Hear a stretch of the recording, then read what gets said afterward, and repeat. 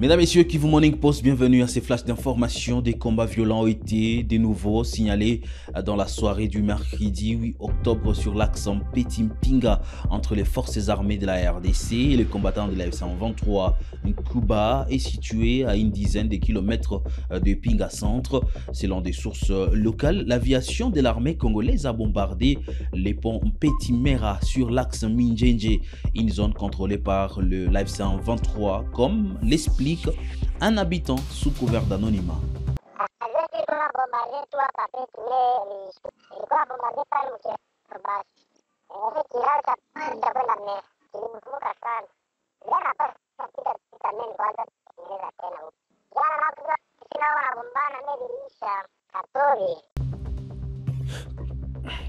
L'information a été vite confirmée par Samuel Katembe, président de la jeunesse des Pinga, que je vous propose de suivre. Oui, on a entendu seulement des coups de bombes, mais jusqu'à présent, on n'a pas de précision sur ça. Donc, les affrontements ont eu lieu dans les axes là on appelle ça Boufaringo. Il est communément appelé Boufaringo, c'est là où il y a eu des incendies à partir de 17 h hier. Mais jusqu'à présent, on n'a pas eu une autre suite.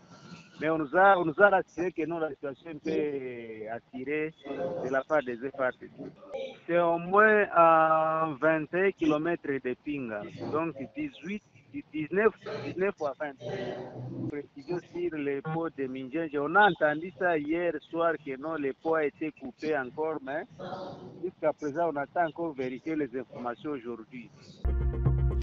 Le président congolais Félix Antoine Tshisekedi ne signera aucun accord économique avec le Rwanda tant que la paix ne sera pas rétablie entre les deux pays. C'est ce qu'a affirmé le mercredi le porte-parole du gouvernement Patrick Muyaya, soulignant que le rétablissement de la sécurité dans l'Est de la République démocratique du Congo reste une condition préalable à toute coopération bilatérale.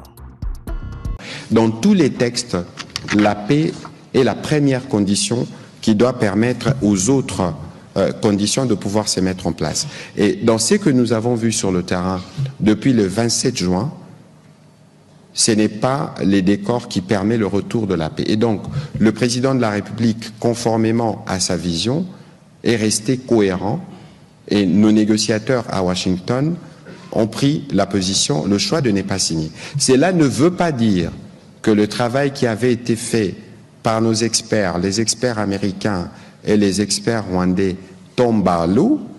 C'est un travail qui pourra évidemment s'appliquer les moments venus lorsque les conditions d'un retour d'une paix que nous voulons définitive et durable seront réunies. Et donc, nous, dans le cadre de nos objectifs, c'est d'abord la paix définitive, la paix durable. Ensuite, on peut parler des développements. Ensuite, on peut parler d'échanges. Ça aurait été mal compris, pas seulement par notre opinion, mais par nous-mêmes d'ailleurs, que nous signions un accord pour créer un cadre d'intégration économique régionale, alors que la pleine souveraineté, qui est une des conditions sine qua non posées par la République démocratique du Congo, n'est pas encore restaurée. Comment on peut penser pouvoir faire de l'économie dans un décor où, matin et soir, nos populations sont assassinées, où la gouvernance par crime s'est érigée en règle? Et donc, c'était pour nous un point sur lequel nous ne pouvons pas transiger. Ceci dit, dès que l'application de l'ordre opérationnel donnera les résultats escomptés, en ce moment-là, on pourra évidemment relancer la signature d'un document qui... Bon, écoutez, il faut éviter de faire un tel mélange. Nous avons les textes qui parlent... Quand vous parlez d'intégration, j'aurais voulu que vous puissiez rajouter conditionnel. Encore une fois. L'intégration conditionnelle mise ici, ça veut déjà dire un début de vetting. Parce qu'on va se dire, Monsieur Pascal Moulégois, je ne voudrais pas citer votre nom en exemple, parce que, justement, Monsieur tel a commis tel crime. Parce que je dois rappeler ici que le président de la République ne tolère aucune forme d'impunité. Et vous avez suivi les ministres d'État, ministres de la Justice ici, aucune forme d'impunité pour qui que ce soit d'ailleurs. Cela doit être bien clair. Et donc ici, nous avons déjà un point qui permet de faire ces vettings-là, et je souhaite que cela soit bien compris. Et c'est dans le même esprit que cela sera fait dans les discussions à venir.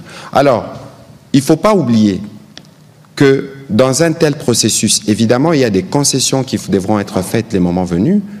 Je ne sais pas ce qu'il en est exactement, mais il ne faut pas oublier qu'il y a toujours de prescriptions. Des crimes de guerre, des crimes contre l'humanité, des crimes de génocide. Et donc, il y a évidemment de critères comme ceux-là qui ne seront pas oubliés. Vous avez suivi le ministre d'État, ministre de la Justice ici. Ici, c'est que nous voulons. Ce n'est pas seulement de parvenir à la paix, mais c'est de nous assurer qu'on a créé les conditions pour que ceux qui se recyclent depuis 30 ans ne se recyclent plus. Qu'on en finisse cette fois-ci, une bonne fois pour toutes, et on va parler des développements et on va avancer. Voilà. Parce que lorsqu'on signe un accord, on le signe de bonne foi. Ça veut dire que chacun doit faire sa part. Mais nous tous, nous savions, en signant, y compris les médiateurs américains, que les choses ne se feront pas de manière automatique. Mais c'est pour ça qu'on a mis en place un mécanisme. On dit on va créer un mécanisme conjoint de coordination de la sécurité qui sera un peu un mécanisme bilatéral qui nous permettra de mettre en œuvre notamment le CONOPS qu'on avait convenu à Luanda.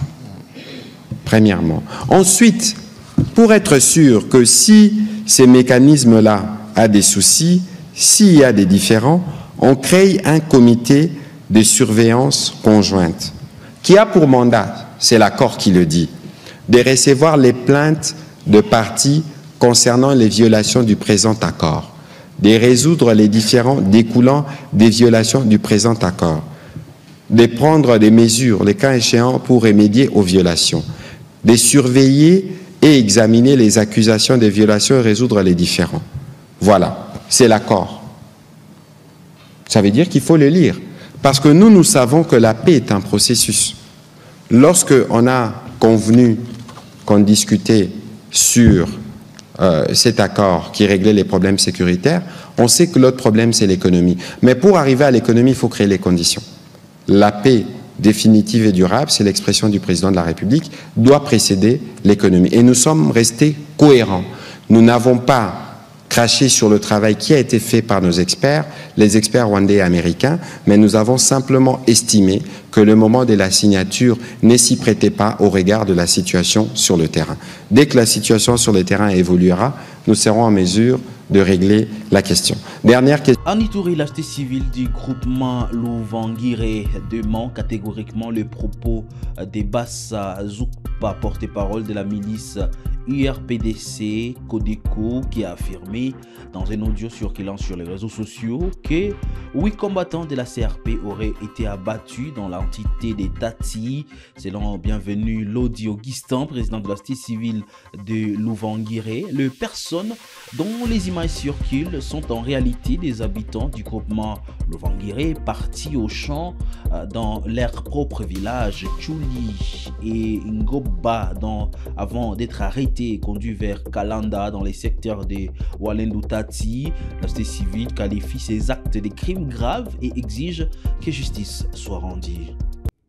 La société civile, force vive du groupement Luvangire, dément fortement cette accusation des porte-parole de IRDPC Codeco Bassa Zukpa, qui a fait circuler une vidéo sur les réseaux sociaux, soit en disant qu'il aurait abattu des éléments de CRP qui traversaient la tête de Walendu Tati, car ces gens dont l'image fait l'objet des réseaux sociaux sont tous les habitants du groupement Luvangire qui étaient partis au champ dans leur propre attitude, sur la terre de leur propre ancêtre, au village Susudale, au village du Tchoulou, au village de Goba, tous des groupements Luvangire qui ont déjà été depuis bien avant endeuillés, détruits, massacrés par les mêmes codes d'école en provenance toujours de l'entité des Tats et de l'entité des Tans, et ainsi de suite là. Alors, nous maintenant, nous condamnons vraiment ces comportements-là et nous condamnons ces comportements-là de ces IRDP, ces codes d'école-là, qui pourraient vraiment massacrer des populations qui ont même affirmé dans les premières vidéos où ils sont vivants que non, ils sont les habitants des Katoto. Là même affirment que non, ces petits-là, qui affirment que non, voilà, il est épileptique, malade là, mais il est des Katoto là. Ou même il y a les éléments de Codeco qui affirment dans les vidéos que non, ils doivent faire quoi? Ils doivent toujours les faire descendre, ils doivent toujours les tuer. Et ils les ont toujours tués. Vraiment nous condamner ce comportement-là. Est-ce que la justice ne pourrait pas faire son travail? Si réellement c'était les rebelles, ou même si c'était les populations ramassées, comme les Codeco se disent accompagner, je ne sais pas, la vision du chef de l'État, pourquoi ils ne pourraient pas se permettre peut-être de ramener cette population ramassée, ou soit ces gens-là ramassés, ou c'est dans la main de l'État? Nous condamnons ce comportement-là. Même ces Bassa Zouka-là, il doit répondre de ces actes-là qu'il a essayé de commettre au regard des groupements Louvangire.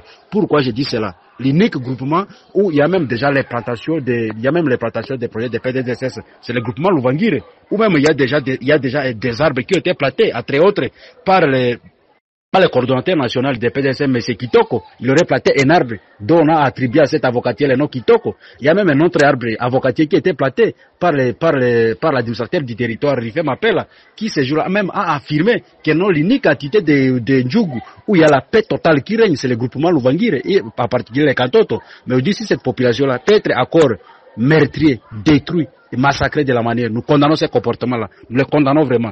Et nous condamnons aussi la manière dont leurs corps ont été mutilés, leurs appareils génitaux ont été coupés, leurs oreilles ont été coupées. Que dirais-je? Ils ont été exposés, leurs nudité ont été exposées. Nous avons condamné ce comportement-là. Nous demandons vraiment à la communauté nationale, internationale, que Bassa Zouka, avec tous ces bourreaux-là, à complicité là aussi avec certains éléments, puisse répondre de cet acte. Nous avons condamné aussi la non-assistance et la non-intervention des militaires FARDC basés ici à Katoto, donc proche même des villages Tchoulou, des villages Sosodale, des villages Goba, qui n'ont pas intervenu malgré ils étaient déjà informés de la situation et qui ont affirmé aussi que non, voilà, ces CRP là, donc ces codes d'école là sont à la poursuite des CRP. Nous avons condamné ces comportements là. Même le commandant, le sous-bataillon là, ces gros bataillons là, des régiments 3202, doit aussi répondre de cet acte-là. Car, dis-toi que non, on ne peut pas, la vie est sacrée. Ici, la vie est sacrée, on ne peut pas quand même massacrer cette communauté-là, qui se défend quand même, et qui soutient quand même la vision des chefs de l'État. Nous avons condamné ces comportements-là.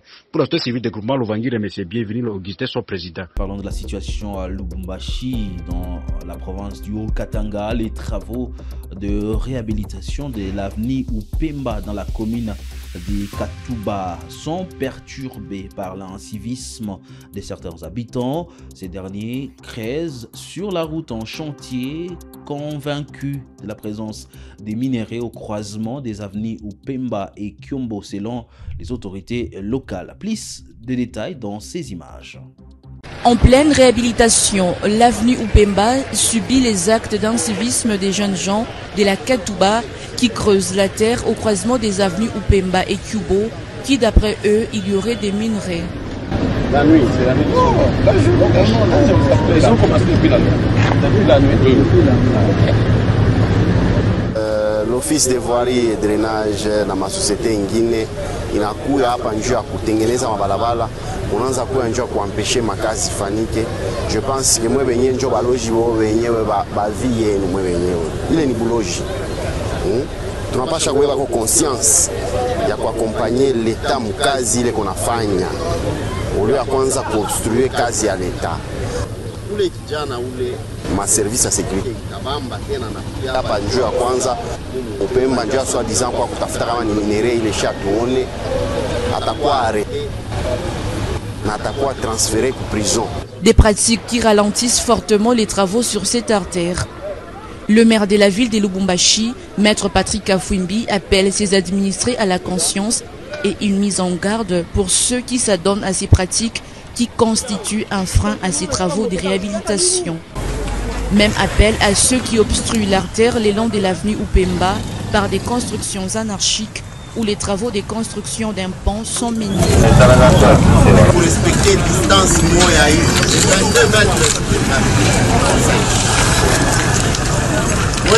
à côté voilà que banayenga pont bana rehausser niveau ya balabala c'est impossible de faire là. Poursuivant sa visite d'inspection, le numéro 1 de la ville, Patrick Kafwimbi, interpelle les responsables d'une construction spoliant l'avenue des Sports, menant sur la rue 10 dans la commune de la Katuba.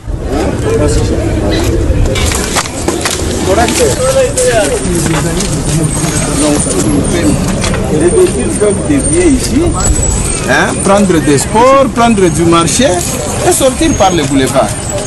Mais maintenant,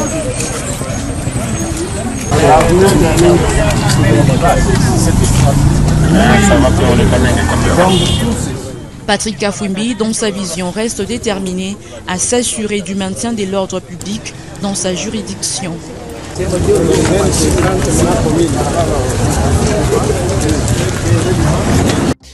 Et c'est par là, mesdames et messieurs, que nous allons mettre un point final à ces flashs d'informations sur Kivu Morning Post. Tous les jours, chaque instant, nous vous informons en temps réel de ce qui se passe d'abord à l'est de la République démocratique du Congo et sur l'ensemble du territoire national. Merci à vous de l'avoir suivi. Vous êtes nouveau. Abonnez-vous à la chaîne pour ne rien rater. Portez-vous bien.